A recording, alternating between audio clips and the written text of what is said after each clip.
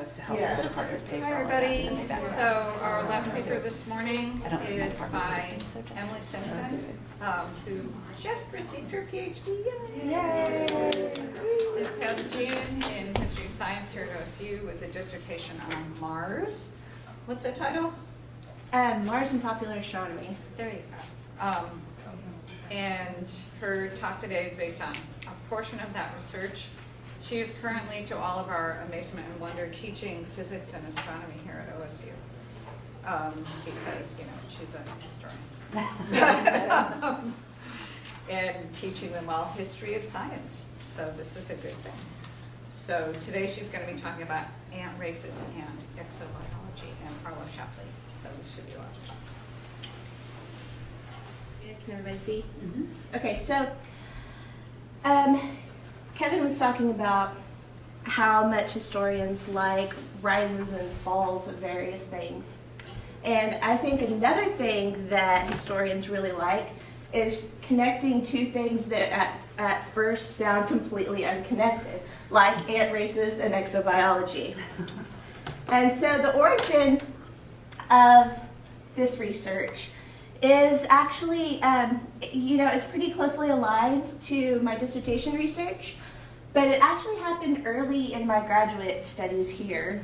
And I was planning on writing my dissertation on the history of astrophysics. So I was interested in this transition from like solar system observational astronomy to astrophysics, and this transition to where astronomy was happening in the telescope domes at observatories to astronomy is happening in lab. Well, I didn't write that dissertation. I wrote one on Mars, but I got some excellent research from that. And the actual story of this is that I was in the Harlow Shapley papers at Harvard, and I was in a box, and I was looking for his correspondence with an American Society of something, I can't remember, but AM and AN are very close together. So I saw this folder called Ants, and I was like, well, I'm gonna look at this. I have some work to do, but why are ants here? And then I soon found out that Harlow Shapley, in his early years, was actually an entomologist in addition to an astronomer. So that's Harlow Shapley. He's actually a pretty colorful character. So he was born in rural Missouri in a town called Nashville, Missouri, which today has a population of about 400. Don't know the population then, probably hasn't changed a lot. I'm from one of those towns, and so I know that they don't change that much. So he grew up on a farm in rural Missouri, and he actually dropped out of school during junior high, and then later took a high school equivalency program. I don't think they called it the GED back then, but it was kind of a GED program. And after that, he became a crime reporter for a newspaper in Missouri for a while. So he was a crime reporter, and then he decided to go to college at the University of Missouri. And he got there, and he wanted to study journalism, but all of the journalism classes were full. So he's decided to start at square one, and he got out the class schedule, and he's like, okay, I'm going to figure out some classes to take. And so at the first page of the schedule, he opens up to A. And he's looking at archaeology, and he doesn't know what that is. So he skips over that and finds astronomy, and so he knows that. He's kind of interested in it, so he takes his first astronomy class that way. And it worked out for him pretty well. So he graduated from the University of Missouri in 1911, and then went to do graduate work at Princeton. So it turned out really well for him, actually. And then he continued his graduate stays at Princeton until 1914. And then he went to work at Mount Wilson Observatory, right outside of Pasadena, California. So this is his first job right out of graduate school. I can kind of relate to this. So he works as a staff astronomer at Mount Wilson from 1914 to 1921. And this is the telescope that he used. It was one of the largest telescopes at the time. It's a 60-inch. For those in Physics 104, we're going to find out what that means later. I'm going to skip through that right now. Just know that it's really, really big. So while at Mount Wilson, Shapley accomplished the two things that he is now most well known for. One was participating in the Great Debate with Heber D. Curtis in 1920. And I'm sure all the historians of science in the room have like little bells ringing, like, oh yeah, that guy. So he was the one in that debate that was actually wrong. So the debate is about whether the spiral nebula lie inside the Milky Way galaxy or outside the Milky Way galaxy. And he argued that they were inside, and that's wrong. They're outside. But we'll see in a minute why he thought that. So despite actually losing this debate, he won in a way because the following year in 1921, he got the directorship of Harvard College Observatory. So Heber D. Curtis wound up being a staff astronomer at a nearby observatory at Mount Hamilton, California, near San Jose. So he did pretty well, but not the directorship at Harvard, which was one of the most powerful hubs of astronomical research at the time. So aside from the Great Debate, what Shapley is most known for is working out and mapping the Milky Way galaxy. And so this research actually led to his position of arguing that the nebulae, or big clouds of space matter, actually lie inside the Milky Way, because his research greatly expanded the size of the Milky Way. So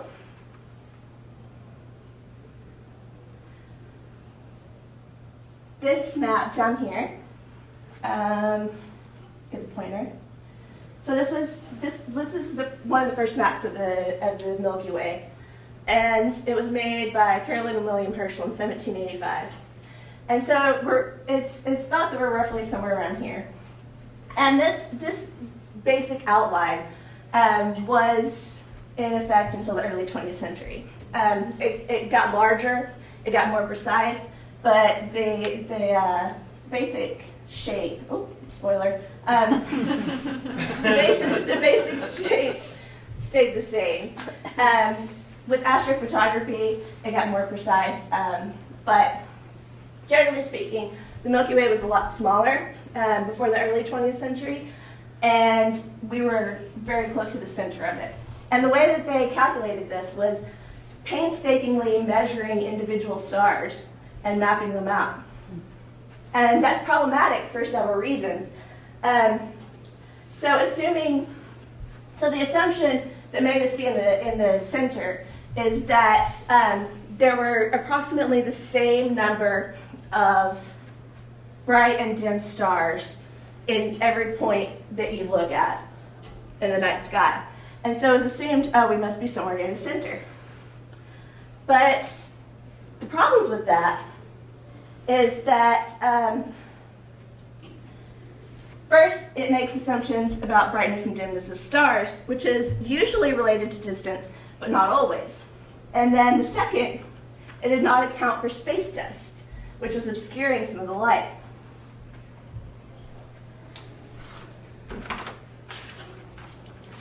So instead, Shapley actually used star clusters, which were a more reliable source of measuring than individual stars. And he learned our solar system was actually a lot bigger than what it was thought to be, and that we were actually on an outer spiral arm around here, not in the center. And he liked to call this a lesson in reorientation, and another great blow to anthropocentrism in the style of Copernicus and Galileo. And he thought the next big blow would be when we found evidence of life on other planets, which he was a great advocate for. So at the same time that Shapley was at Mount Wilson, determining our position in the galaxy, with one of the largest and most advanced telescopes in the world, he was also working on another project. I was telling someone earlier that everybody needs a side hustle. Well, this is a side hustle. So he was tracking the evolutionary characters of local ants. So the years 1919 to 1920, some of his last at Mount Wilson before he became the director at Harvard, was a really active period for his entomological research. During these years, Shapley produced 5 different papers, some of them on the velvet tree ant and some of them on another species local to California and New Mexico. Oh, this one, California harvester ant. In the case of the velvety tree ant, what he was measuring was the relationship between outside temperature and the running speed of ants. In other words, he raced ants. And so these are his results. You can see, so temperature here is on the y-axis, and then the speed of the ants in centimeters per second is on the x-axis. And so he produced this to try to figure out this relationship between climate and the characteristics of the living organism. And the other species that Shapley studied was the California harvester ant. And it looks a lot more menacing. I would rather study this one. It's kind of cute. This one looks like maybe it could sting you. But the research with the harvester ant is very similar, but except he studied not the running speed, but the wing size. So he wanted to correlate climate, again, to the wing size of the corresponding generation of ants. He noticed that over time, certain sizes and shapes of wings were being selected against in favor of others, the ones that occurred during the warmer months. So again, temperature plays a big role. So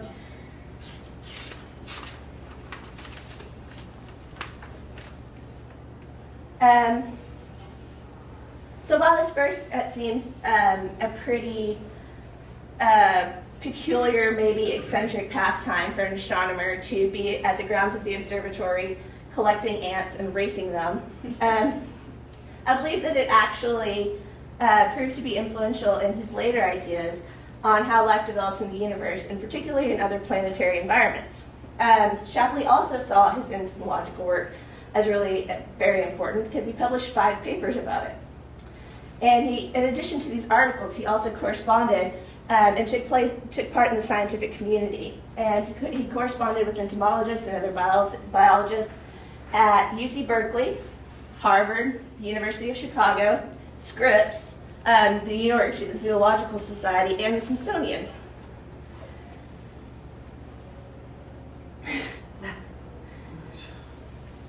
Floating book. So Shapley was also really widely known as a popularizer of science, and he accomplished a great deal in reaching general audiences and expanding the scope of popular astronomy and cosmology.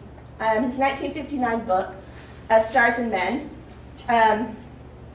problematic title, but you know, the book was made into a children's cartoon with Shapley himself as the narrator. It also shows up in, so it was super popular. It was like the Cosmos before Cosmos, and it also showed up on a weird rabbit hole I went to. I found that it showed up in the records of Marilyn Monroe's library. So that's what I do in my spare time. My copious spare time now that I'm finished writing my dissertation.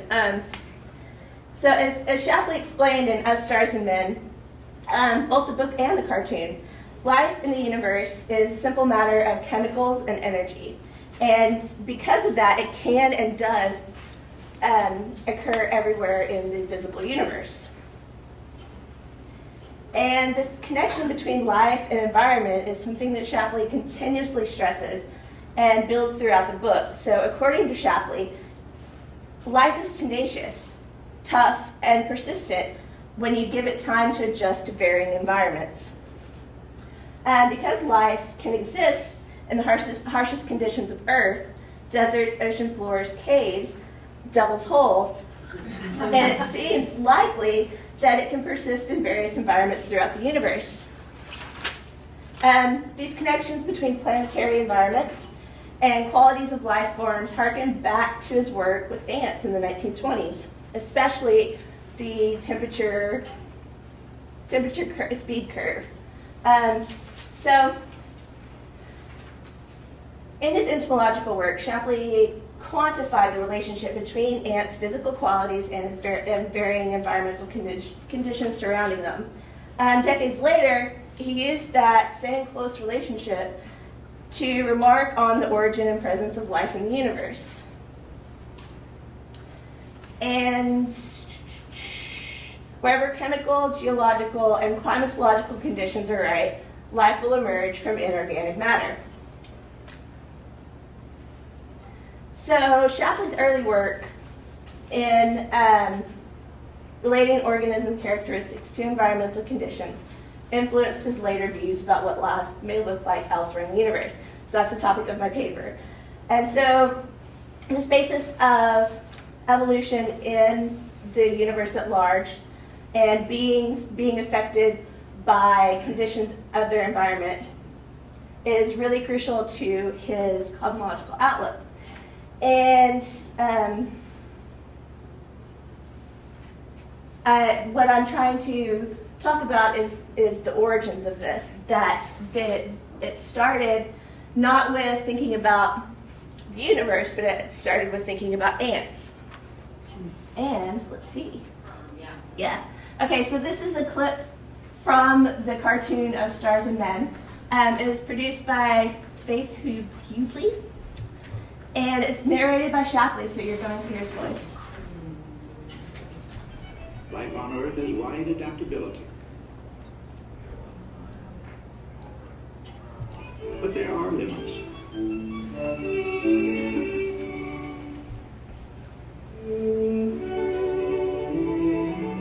And now your moment of zen.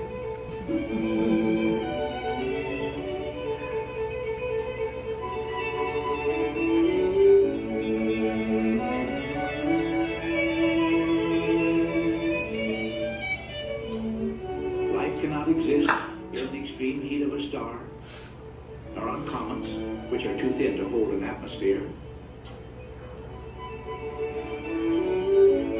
No life on meteors, they're too small for liquid water and too unprotected against the deadly ultraviolet radiation of the hot stars. In our search for life, we're therefore left with the planets. Only on the planet's surface can we expect to find suitable conditions for life.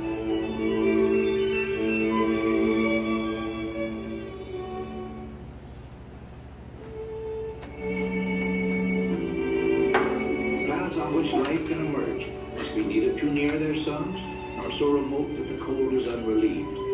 They must not be too small to hold an oxygen atmosphere. They must have salutary waters and agreeable rocky crusts, like our planet Earth, which is number 3 in the family of the Sun.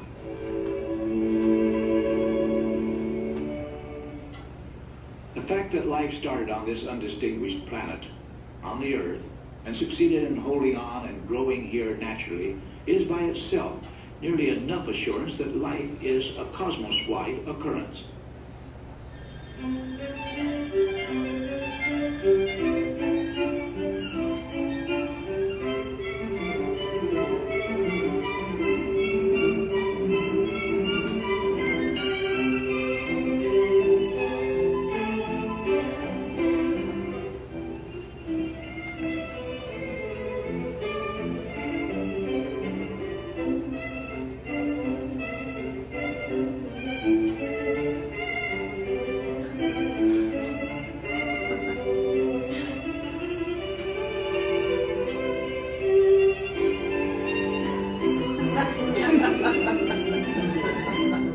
No field of inquiry is more fascinating than a search for humanity, or something like humanity, in the mystery-filled happy lands beyond the barriers of interstellar space. But are there such happy lands? As unsolicited spokesman for all the earthly organisms of land, sea, and air, we again ask the question, in this universe of stars, space, and time, are we alone?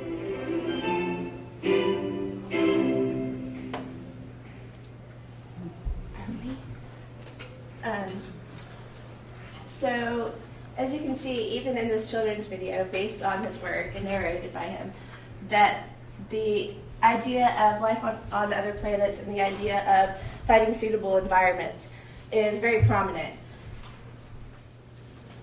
So, since this is somewhat of a workshop, and the paper is looking like 2020, right? So it's 2021. Okay, so it's not completely done yet. I'm working on it. So some of the next steps for my research is to find more instances of correlation between Shapley's biological research and his astronomical research. Hopefully in specific references that he self-cites his entomological work in some of his cosmological work. I hope that he did that. Fingers crossed. And then, so my research is pretty front-loaded at this point. So I have a lot of stuff from the early period. I have a lot of his entomological work. I have his correspondence relating to entomological work. What I need to do is fill in the gaps between 1920 and 1959, because that's a pretty significant amount of time, and find more examples than just of stars and men. Although none of the other ones have cartoons, so it's not going to be as much fun.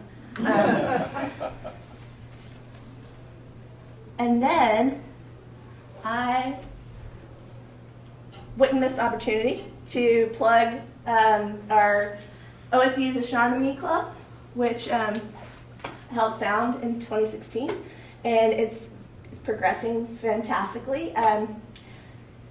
There are a lot of Physics 104 students in here. That's going to be another extra credit opportunity. So, we have a really wide variety of stuff these days. So we have people talking about astrophotography demonstrations. We have, of course, history, because I made certain of that. And then we also have some art projects coming. And so there's going to be something for everyone, and there'll be telescopes on the roof of Winnegar if weather permits. So thank you. As our next speaker. Anita received her PhD in History and Philosophy of Science from Indiana University. Primarily an early modernist, she's also been working since the 2000s on the ecological history of the coal oil point area in Santa Barbara County, California. And she modestly just says this because she's very, very widely published. She's authored and co-authored several articles on this topic. She's also published numerous books and is a wonderful role model, I just want to say, to especially women in the history of science. So thank you, Anita. Well, thank you, Georgina, for that introduction. And I've never thought of myself as a role model. Well, as Emily said this morning, everyone has to have a side hustle. And this environmental history is my side hustle. I'm basically an early modernist, but I kind of found the Hollow Point area. It's a site of, it's part of the Santa Barbara LTER, Long-Term Ecological Research Site, and I've been working on the history of that since about 2003. So off and on, and looking at different aspects of it, and trying to figure out what restoration goals should be, and trying to figure out what an ecological history of that area would be. So this is kind of an offshoot of that, and it's about a particular person who was instrumental in providing a lot of the plants that are there, although most people don't realize that. So the California Wild Garden opened an exposition park in Los Angeles in 1916. In the previous year, the Panama Pacific Exposition, celebrating the opening of the Panama Canal. Oh yeah, sorry, got to start with a map in case anybody doesn't know what I'm talking about. I always forget this. Okay, so this is California, there's Oregon. The area I'm going to be talking about is kind of from around here, south. So that's Point Arguello, Point Conception is there. And as you can see, the coast goes east-west there for a bit, and then Los Angeles and going down to San Diego. And the next slide, sorry. So this is a kind of NASA aerial photography map. So here's Point Conception, and the area, Colo Point, that I'm going to be talking about, if you could see this little kind of comma-shaped almost area, Colo Point is that point there in Santa Barbara County. So it's about, driving time about an hour and a half north of Los Angeles proper. Okay, so San Francisco and San Diego both had major expositions commemorating the Panama Canal, particularly San Francisco. Los Angeles didn't. And the horticulturist Theodore Payne, who owned a nursery in Los Angeles, had proposed creating a garden of native California plants in both San Francisco and San Diego, but he was turned down in both cases. He therefore turned to the city fathers of Los Angeles, who were doing nothing about the Panama Pacific Exposition, to provide a site.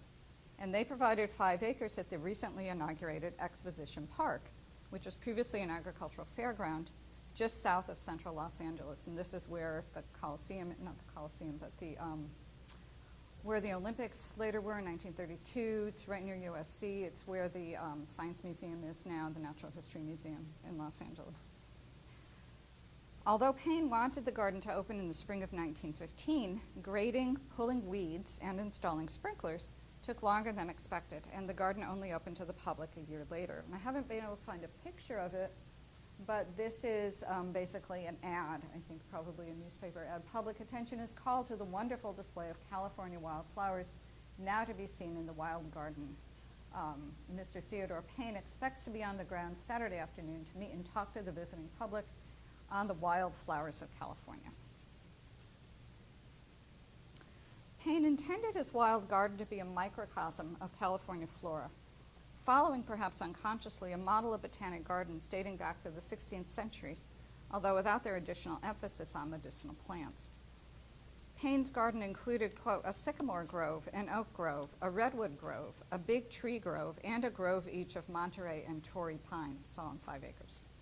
Every species had its zone, so to speak, gradually merging or intermixing with other kinds, thus giving much the appearance of a piece of natural landscape through which walks had been cut.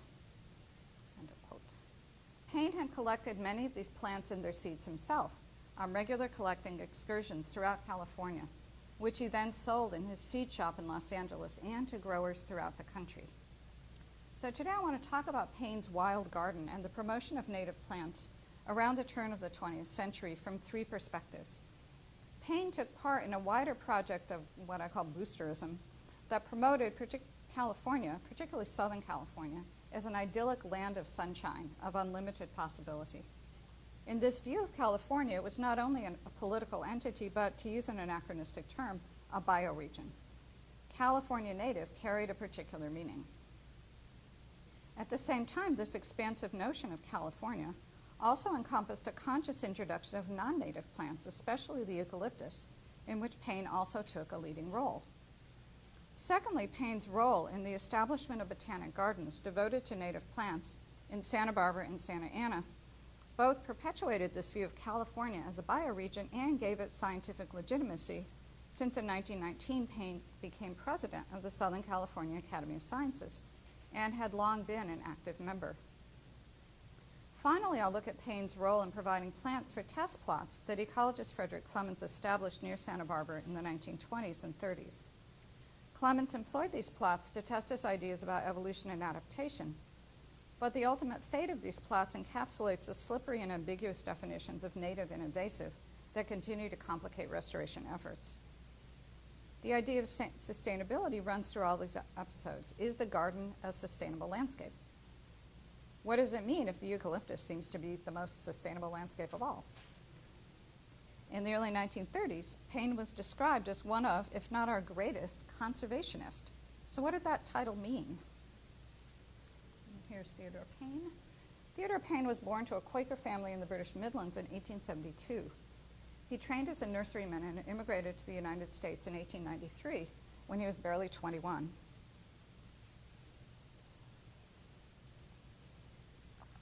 He spent 3 years as a gardener for the actress Helena Modjeska at her branch in Orange County. His autobiographical account of this period, published in the 1960s, reveals a highly romanticized view of the West and of Southern California in particular. In 1896, Payne moved to Los Angeles and worked for a large seed company and finally struck out on his own in 1903. And this is his early seed company. This is, I think, at the first address. He was at many different addresses. He published his first catalogs in 1906, one of standard ornamentals and fruits, and one of the other California native flowers. And this is a much later one, which is also much bigger. He became very successful, and his later catalogs are quite hefty. He became known as an expert on and promoter of California plants, even at the same time that he and many others promoted eucalyptus. Elected to the Southern California Academy of Sciences in 1901, as I mentioned, he became its president later. In 1919, the year he became president, he began a partnership with the young landscape architect Ralph Cornell to design several landscape projects in Southern California incorporating native plants, including the Torrey Pines Natural Reserve in La Jolla, which is near San Diego. Ralph Cornell went on to become the single most influential landscape architect in Southern California. Payne continued to operate his nursery, which was exclusively devoted to native plants after 1941. And the Theodore Payne Foundation for Wildflowers and Native Plants was incorporated in 1960 and still exists in Sun Valley, just outside LA. Its website does not mention eucalyptus anywhere. Payne's papers, which until recently were kept at the foundation, are in the process of being transferred to UCLA, where Ralph Cornell's papers are. And I hope to find out more about his transactions when they're opened up.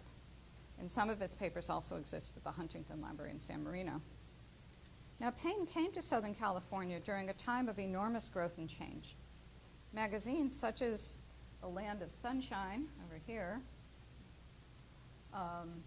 later renamed Out West, and if you can see, this says the nation in back of us, the world in front. So this kind of total, the right hand of the continent, a magazine of the old Pacific and the new, edited by Charles Fletcher Lummis, who is a really interesting character. I can't get into it in the time I have today. But also Sunset Magazine, which is still around, which was founded originally by the Southern Pacific Railway. And these magazines promoted Southern California, particularly to Easterners, as a land of limitless opportunity, a place to vacation, but also to live. Agriculture was especially promoted. Olives, citrus, and especially eucalyptus were heavily promoted as money-making enterprises. I know this is a little hard to read. So this is a table of contents of the Land of Sunshine for June 1894. The secret of our prosperity, Los Angeles since the boom, sugar beet culture in Southern California, and the olive in Southern California. And there are other articles too in here, but the kind of thing that they're promoting Southern California to do. And these are some ads from Out West magazine from 1909.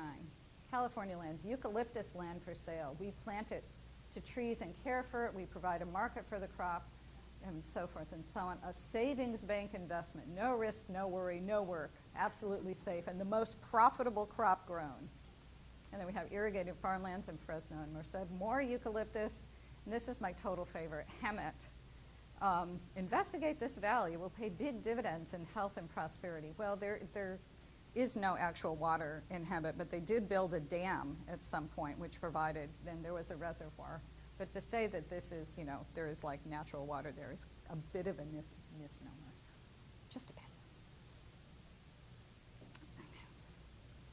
So Out West devoted an entire issue to eucalyptus in 1909.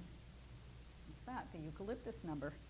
And get-rich-quick schemes abounded. So here we have the mahogany and hickory of America. The timber situation in this country is beginning to be one of the greatest questions before the public. In eucalyptus, we have the only possible solution, because we're cutting down all our trees, so let's plant eucalyptus because that will totally replenish them. And here's another one. Eucalyptus timber groves that pay 33 1/3% on your dollar. All right. So Payne quickly took advantage of this interest and added eucalyptus seeds to his collecting expeditions. And this ad is from around 1910. Theodore Payne, eucalyptus specialist. I am headquarters for eucalyptus seeds, having the most extensive trade in this line of any firm in the United States, and supplying the largest planters here, as well as exporting to many foreign countries, which is why I really want to look at his account books. And he collects seeds all over California, and he also gets seeds from Australia, so he has a lot of different varieties. And he writes a lot about this. As late as 1957, he is writing an article on eucalyptus cultivation, so it's not something he gives up when he turns to native plants. Eucalyptus trees came to California from Australia in the mid-19th century. As Jared Farmer has detailed in his book Trees of Paradise, California's enormous growth in population in the years following the gold rush took a large toll on native trees. Eucalyptus trees were hardy, fast-growing, ornamental, and they yielded hard wood. George Perkins Marsh had noted the dire effects of Mediterranean deforestation in man and nature in 1864. And eucalyptus seemed an ideal tree, both for use and to preserve and restore forests, during a period when California was increasingly recognized as having a so-called Mediterranean climate. So what's good for the Mediterranean is good for California, as my husband has written about the transplantation of eucalyptus to Algeria with very similar odors. In Santa Barbara, the Iowa transplant Elwood Cooper, there's Elwood Cooper, planted thousands of eucalyptus as well as almonds, olives, and walnuts. It is property carved out of the original Los Dos Pueblos Spanish land grant from 1850. And this is, we'll come back to this map, but so this is what's now Cola Point. It was called Pelican Point at that point, at that time. And this is the original, part of the original land grant, and you can see Cooper over here was divided up, and Elwood Cooper has this area here. This is what's now known as the Devereaux Slough. It's a freshwater slough, and in the winter it fills up, and if it's a good winter it will break through and drain into the ocean, but not every year it does that. So in his book Forest Culture and Eucalyptus Trees, published in 1876, Cooper relied on the ideas of Marsh to make his case for the value of forests, eucalyptus forests. On the specific value of eucalypts, he reprinted a number of pamphlets by Australian scientist Ferdinand von Mueller. Eucalyptus proved to be less than ideal for lumber, however, but it was used for railroad ties and for a time for wharf pilings. By 1900, the downsides of eucalyptus cultivation, its water needs, its extreme inflammability, and its kind of uselessness for most industrial tasks, because it sucked up so much water that when you tried to then dry it for industrial use, it would warp. So it was really pretty useless. Even though there are articles on how to make eucalyptus furniture, it would be really hard. Even though these downsides were beginning to be recognized, this did not prevent its promotion. George Peavy, who became the first dean of OSU's School of Forestry in 1910, was among those who heavily promoted it as a solution to the perceived future timber shortage. So at the same time that Payne promoted the sale and planting of eucalyptus, he promoted an ideal of California as a unique place and a unique biome in his sales of California native plants. The essential nature of his business, as well as of the booster magazines, was to promote this kind of semi-mythical entity known as California. The idea of native plants that grew only within its boundaries recognized this mythical nature, and places such as a wild garden confirmed this essential biotic unity of California. The landscape architect Peter Barnhart in 1922 made this notion explicit. And this is such a great quote. "This is a peculiar country," and the capital letters are his. "And we should be a peculiar people with a method of gardening peculiar to this climate and country. We must have an individuality all our own. Let us be known the world over as a peculiar people," etc. But Payne asserted, in addition, that this ideal golden place could be reproduced elsewhere. In 1910, he issued the first edition of his pamphlet/catalog, California Wildflowers, Their Culture and Care, soon reprinted in 1914 and many times thereafter. In the 1914 edition, in addition to packets of seeds of individual flowers, he offers mixtures of seeds. And this, I took this picture with my cell phone, so sorry for the poor quality. But he's selling mixtures of wildflower seeds, presumably not all from, the same part of California. They're just California wildflowers. But this is my favorite, the special souvenir collection of California wildflower seeds, 12 choice species, mailed free to any part of the world on receipt of 50 cents. So you too could have California in your backyard. Payne made this idea of California manifest in his 1915 Wild Garden, as well as in the botanic gardens he helped to establish in the 1920s. These gardens, established by the actions of wealthy female patrons, and there's a whole book to be written about those women, aimed, like Payne's Wild Garden, to be a microcosm of that mythical biome, California. The origins of the Santa Barbara Botanic Garden in Mission Canyon date to the early 1920s. Santa Barbara attracted the East Coast elite who spent their winters there and saw uplifting civic projects. Santa Barbara Museum of Natural History originated as the Museum of Comparative Oology, that it was devoted to bird eggs originally in 1916. The present museum opened in 1923, and this is a view from 1923, and you can see the sponsors there. From the start, it emphasized the local rather than the exotic, acknowledging the climate and natural beauty of California that had drawn its donors, such as East Air Max Fleischmann and former Wellesley President Caroline Hazard, to move there from the East and the Midwest. A botanic garden was viewed as a natural extension of the museum. When the pioneering plant ecologist Frederick Clements visited Santa Barbara in 1922, seeking new sites for his experiments in plant evolution and succession, he found a group of wealthy individuals planning a botanic garden of California plants, including Anna Blakesley Bliss, who donated 15 acres in Mission Canyon, and later grants of land, mostly from her, brought the total size to 78 acres. Mrs. Bliss and her fellow philanthropists viewed Clements as lending scientific legitimacy to the enterprise. But the garden that came into being in 1926 bore more resemblance to Payne's wild garden of a decade earlier than Clements' idea of a site primarily for experiments. And indeed, Payne had much more to do with the garden than did Clements. Despite the garden's own account of its history on its website, they have this. If you have a chance to go to the Santa Barbara Botanic Garden website, they have a video on its history, which is all about Clements and how Clements inspired the garden and designed it, and really it was his idea. And that is totally not true. And doesn't mention Payne at all. Payne, by now, is well known as a landscape designer as well as a horticulturist. Had, with Ralph Cornell, provided a long-term plan for what became the Torrey Pines Reserve, as I've mentioned, a state park in La Jolla, which was funded by yet another female philanthropist, Ellen Browning Scripps.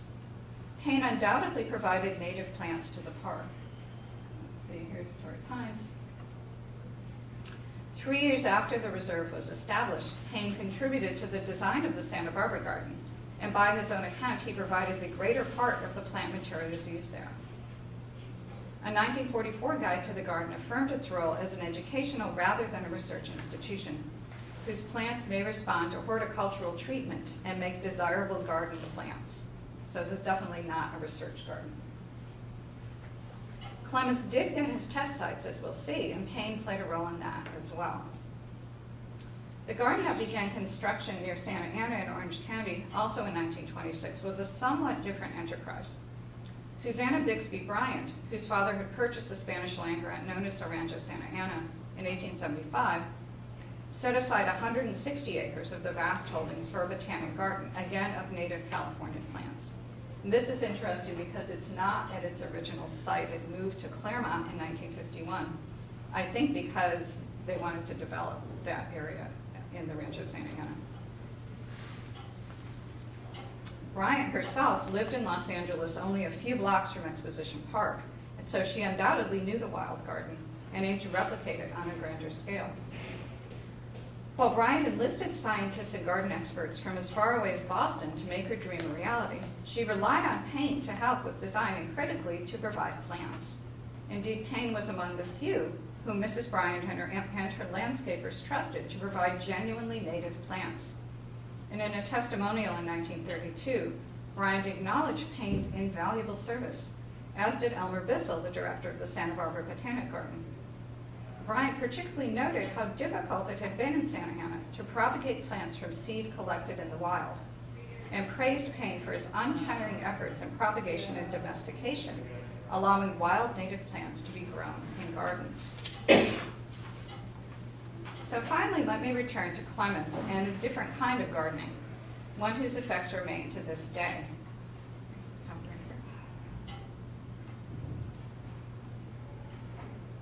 Frederick Clements and his wife Edith moved from Tucson to Santa Barbara in 1924 and found both experimental sites and patrons. Although the Santa Barbara Botanic Garden did not become the experimental site he wished for, private patrons moved to fill the gap, and he soon secured test sites elsewhere in Mission Canyon, as well as in the Santa Ynez Mountains and an oceanfront site at Colo Point, north of Santa Barbara. Nancy Campbell, who owned a large estate at what was then known as Pelican Point, granted Clements the use of 30 acres, mostly in the sand dunes overlooking the slough in the Pacific, for his experimental plots. And here we go back to the map. And so his plots would probably have been along here, because in many of the pictures, or maybe over here, well, probably on both sides. We've seen evidence of them on both sides. But in many of the pictures, you can see both the slough and the ocean. Clements aimed to show that environmental conditions could cause physiological alterations in organisms that led to their transformation into new varieties or even new species. So he created different conditions of sun, shade, wind, and water to test his hypotheses. And he employed a wide variety of species in his experiments, both native and non-native. He preferred cultivated rather than wild examples of native plants, which he believed would be easier to grow following the botanic gardens, but also more uniform. Uniformity was particularly important because he was tracking variation, so he wanted the plants to be all alike. He knew Payne from their work on the Santa Barbara Botanic Garden, and he began placing orders with him as early as 1924 for some of the other sites he worked on, although the plots at Colo Point only began to be planted in 1927. The order Clements placed with Theodore Payne Nursery in December 1924 demonstrates his commitment to a controlled, non-local sourcing of species intended for experiments. In other words, he didn't just go out and dig up plants or even gather seeds and use them for his experiments. He wanted Payne to source them so they could be basically domesticated, not really wild. It also foreshadows the large scale of the installations that would take place at Colo Point. Clements in 1924 requested 102 species, most as seed, but also a number of bulbs. The request was biased toward annuals and perennials, which he favored because of their history of decades in cultivation, providing, Clements wrote in a posthumously published work in 1950, readier germinations and greater uniformity than with most species brought directly from the field. Clements, over the course of the Santa Barbara experiments, made a conscious effort to draw from a broad range of genera and species, although he preferred smaller herbaceous plants, grasses, and composites due to his need for portability and relatively fast growth, so he's not going to use, trees. He would use shrubs once in a while. So this is a page of his planting notes. This is from the research of our former grad student, Don Burnett, who unfortunately never finished his dissertation. But Clements' papers are at the University of Wyoming, because even though he taught for many years in Nebraska, he had such a terrible relationship with the university there, he decided not to leave his papers, so he left them to Wyoming, where he had never been. So they're all in Wyoming. So anyways, these are all flowers, basically. None of these are. And it's hard to interpret some of these because the names are different. The names have changed since the 20s. In 1927, he identified 8 sites for his experimental plots and amply documented his experiments with photographs. There's loads of photographs in Wyoming, and they're all on glass plates. So this is one view of his so-called dune garden, and you can see the ocean in the background, and the slough over here. And This is another one which appears to be almost the same place, but here you can really see the kind of square plots that he put in. In his posthumous book, Adaptation and Origin in the Plant World, The Role of Environment in Evolution, Clements described the results of his Santa Barbara research, which stretched from 1927 until the Campbells sold their ranch in 1941. He used, quote, several hundred species, he said, amounting to many thousand individuals. He planted a lot of plants in his experimental plots. He pioneered the use of transects and quadrats, which are straight lines and framed areas for marking off a study site, and his square experimental plots followed this design, with between 4 and 256 individual plants per plot in the competition installations of 4 plots. Other experiments employed varying numbers of plants. Some of the distinctive square outlines of his plots can still be seen. And UCSB grad student Don Burnett's research has shown that Clements made thousands of individual plantings of hundreds of species, and that nearly all of the species native to California came from Theodore Payne. 25 years after Clements ceased his experiments in 1966, ecologist Bob Haller at UCSB proposed the creation of a natural reserve at Coleo Point to become part of the UC reserve system. Haller noted the, quote, surprising diversity of plant life there, both native and exotics, which he credited to, quote, a classic example of interspecific hybridization. But he apparently had no knowledge of Clements' work there, that this had just disappeared. He and others, Haller and others, viewed the landscape as one of the increasingly rare examples of a relatively undisturbed biota, and thus the incentive existed to take all available steps to preserve its character and status. But the diversity Haller found is not entirely natural, but is rather what would now be called a hybrid environment with natural and human-made aspects. Don Burnett compared lists that Clements made of his plantings and current listings of plant species at the Coleo Point Reserve, and he's discovered at least a dozen local species that overlap on these lists, including very common ones like California poppy. But one species, at least of Costa verbena, which has been described by the current reserve managers as unique to Coleo Point, was in fact planted by Clements. This has created a conundrum for the managers of the reserve that is yet to be resolved. Coleo Point Reserve's 2004 management plan recognized that, quote, California native species of non-local origin have been introduced in the past to the reserve as part of soil remediation projects by accident or by unauthorized planting. But none of these were in fact the case with Clements. They were not by accident, they were not for soil remediation, and he had permission from the owner. It was not unauthorized. So is the reserve therefore another wild garden? Is it really a natural landscape? Like those gardens, the reserve requires intensive management to remove weeds. It's not self-sustaining. The large number of eucalyptus at the site, planted by the Campbells and possibly supplied by Payne, continues to be a sore point. So in our attempts to create sustainable, diverse landscapes by means of restoration, I suggest we must pay closer attention to horticulturists like Theodore Payne. Thank you.